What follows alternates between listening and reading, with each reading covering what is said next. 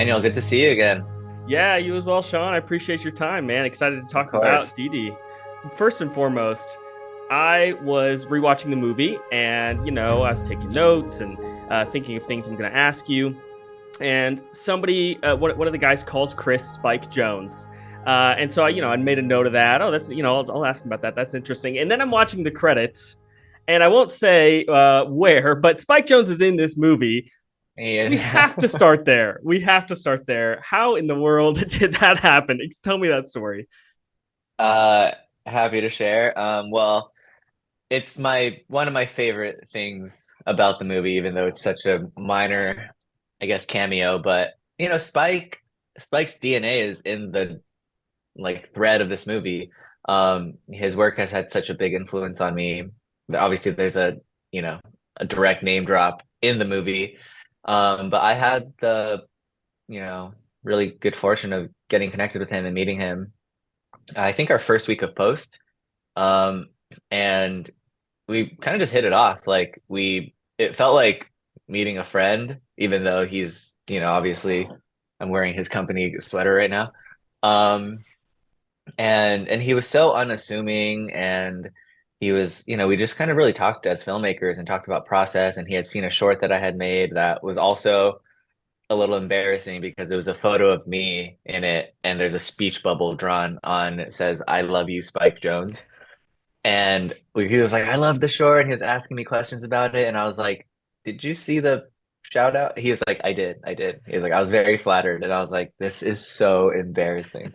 Um, but it was a really, really, really lovely conversation, and it felt like, they say don't meet your heroes, but I was like, that was awesome. Like it gave me this energy going into post. He didn't give me any advice, but he was just like, you know, um, he said a few things. I was like, that's the ethos of our post production, and I just went in really energized. And he was kind of like, hey, happy to watch the rough cut if you need, just here as a extra eye, extra hand, whatever you need.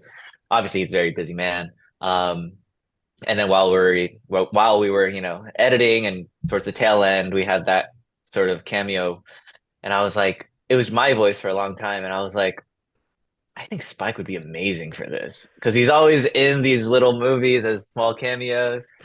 And he was like, he did say reach out. So I was like, hey, I texted his assistant. I was like, hey, we have this voice role. You think Spike would be down to do it?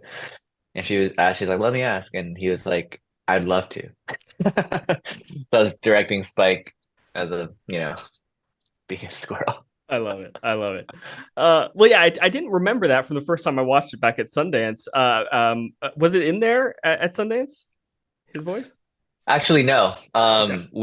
We recorded it before Sundance, but it was too late to put it in the cut that we had delivered to Sundance. And so after we sold the movie, we were like, oh, we're gonna have to reopen it anyways to mess with the credits and stuff. And we that's when we slotted it in. So it wasn't in the Sundance cut actually, Gotcha. but every subsequent screening, Yeah, I'm there was curious. the spike. What tweaks did you make? Did you make any other tweaks to the film after Sundance? Um, no, nothing creative at least. It was some maybe like a couple minor clearance things that we tweaked and like the credits. That's awesome. But the cut that we screened at Sundance is the cut of the movie, Awesome. Awesome. Well, minus with Spike. right. With coming of age movies like this, you've hinted elsewhere, that there's a lot of similarities between you and the character of Chris, but that also this is a fictional film as well. Where does your story end and Chris's story begin? Kind of what's the how much daylight is there between you two? It's a little bit nebulous, but I don't even really know. I just know that somewhere along that line I disappear and it really is Chris. And I think that's what I love about movies that are inspired by like the filmmaker's life in some capacity when you as the audience member know that this is coming from a personal true place. Lady Bird, Beginners, like all these movies like that. I like that feeling of, oh yeah, when does when does Greta end and Lady Bird begin? Um and to me, that those movies don't feel self-satisfying or self-aggrandizing. They feel like great movies and character-driven and story-driven. And so, um, yeah, that doesn't answer your question necessarily, but I do think that was the hope, was that like Chris to me is a character. Obviously I'm pulling from very lived and real things, but what he goes through ultimately, I would say the emotions are maybe similar to things I felt, but they're kind of their own version. Hmm. Well, maybe that answers the next question I had. I'll ask it anyway, though. Did you feel like you had to have any conversations with people in your life? The relationships with Chris and his mom is obviously a huge portion of the movie, but also with his sister. I don't did you feel like you had to have any conversations with your family, like, hey, this relationship is a little rocky here, or anything like that? Um, I mean, they have both read the script, but um, no, like I feel like as a filmmaker, it's awesome. I'm not like this is based on my life and then painting my sister as like a murderer. You know, I think, everyone is pretty human and complex, but no, I felt permission to tell these stories. Yeah. It's awesome. And obviously it helps that you have an incredible cast. Isaac is amazing. Obviously he's got plenty of credits to his name. This is his first leading role. Tell me about finding Isaac and how you kind of found your stride in directing him here. Yeah, I wish I had a better story, but I mean, he out of everybody is like, again, has acting experience. And so, we posted the casting call and he submitted an audition tape. And from the very beginning, we are kind of like, okay, he's definitely like a top contender. Like he was like one of the first kids we saw. Because again, like it's just like an obvious thing to have your client who's Isaac submit to this like role. It's like a pretty perfect match. Um, but we did our due diligence and we were like, okay, we should flip every stone. And in a way, it was sort of like, okay, the entire process, Isaac was sort of like, I don't want to say like the kid to beat, but it was kind of like, are we really going to find the kid who's perfect for this role like on day one? Like that seems, uh, you know, too good to be true. But with that being said, like Isaac, he wasn't just like perfect for the character when he walked in. We really did a lot of crafting and shaping and working together to find um, the version of Chris that he ultimately puts on screen. Like it is a performance. It's not just Isaac is Chris and like, it's just go roll cameras. It's like there was a really deep craft there for him. And so when I see that movie, when I see them, I'm just like so proud of Isaac because I know he put in the work. Hmm. Yeah, Yeah. and tell me more about that. I'm curious about that shaping and how you were able to help him dig in and discover this character and find his performance. I think it was just really, really, really long, deep conversations about the character. Isaac, where to me at least, where Isaac and Chris really differ.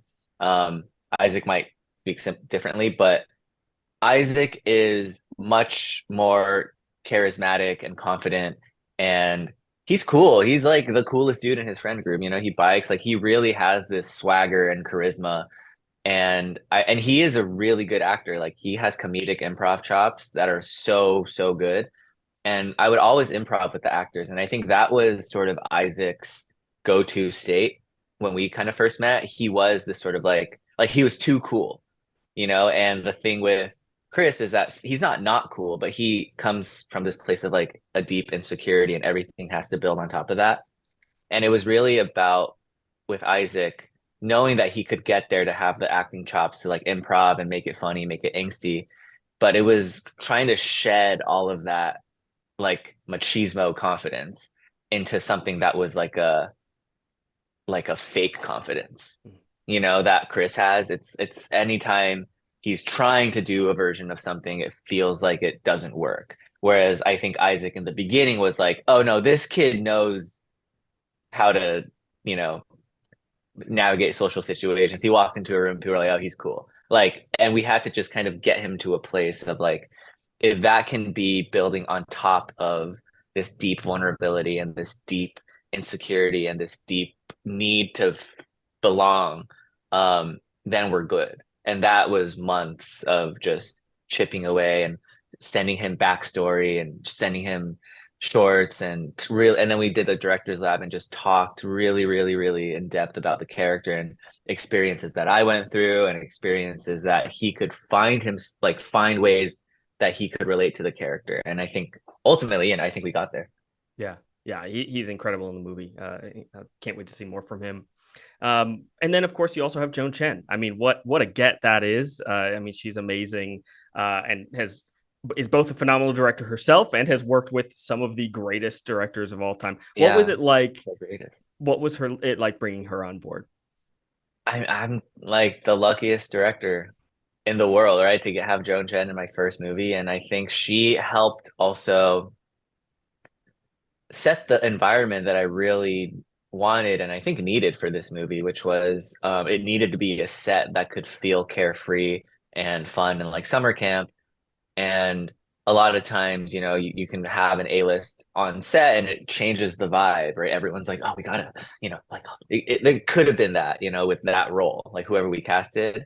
But Joan brought such a warmth and generosity and selflessness to not just the role, but the set. And then her daughter would come to set every day too and hang out with Shirley, and they became friends. And Joan would do origami with my grandma, and it just felt like a real family. Like it felt really familial and communal, and it helped again expand that ethos I really wanted to have, which was that everybody could just hang out with one another and it could feel like family summer camp. And so that is just in addition to her being like um both like a grand movie star and like a grounded immigrant mom. Those two worlds I think really come together in this movie for her. And it was kind of a similar thing of like it was the character and her and the character were already pretty much here. Like by the time we got the set, she's just so good.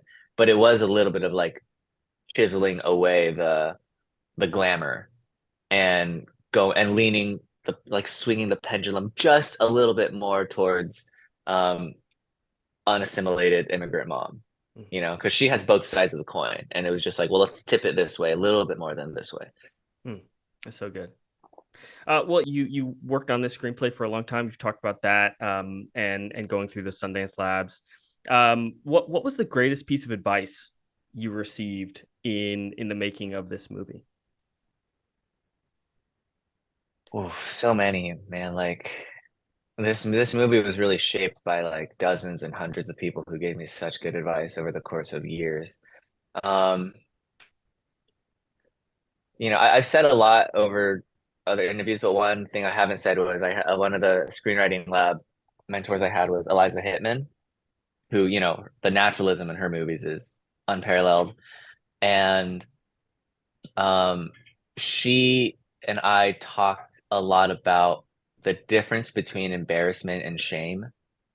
And knowing that the themes of our movie are really, shame, but she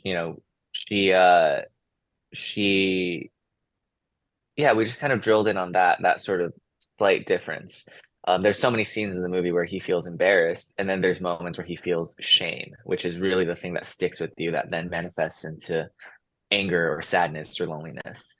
And her advice was really um taking there were before this version of the movie that we shot, before the meeting with her, there weren't as many scenes of Chris just by himself, and she was like, normally I think you end up lifting scenes between scenes, but she was like, I feel like there's always a scene in between some scenes that I want to know what he's like and what he's thinking when he's by himself. And that like really opened up a lot of the scenes in the movie. There's a scene where he's just lying in bed when he comes home and then his sister yells at him. He's not doing anything. He's just lying there thinking. That was an Eliza Hittman, result. The How to Kiss scene is a result of a Eliza Hittman note. So that was good advice that really, I think brought a lot of heart to the script. Yeah, those moments are really impactful. The moments of just seeing him be is really really moving. Well, my time's just about up. Focus Features picked this up out of Sundance, an incredible home for the movie. I don't know what offers you received coming out of Sundance, but I'm imagining some streamers were also in the mix. Was a theatrical release a sticking point for you in your deal? Was that an important part of this pickup? It was. There's a longer story here that we can talk about next time. We won't have the time. That is a fun story, but it was always, you know, we had to take the bet on theatrical. Yeah. Amazing. And what was it like to watch this movie with a crowd for the first time? Exhilarating and the most nerve-wracking thing of my life. That's awesome. Well, Sean, again, I love the movie so much, man. I really appreciate you talking to me again, and best of luck. Awesome. Thanks, Daniel. Have a good one. See you next time.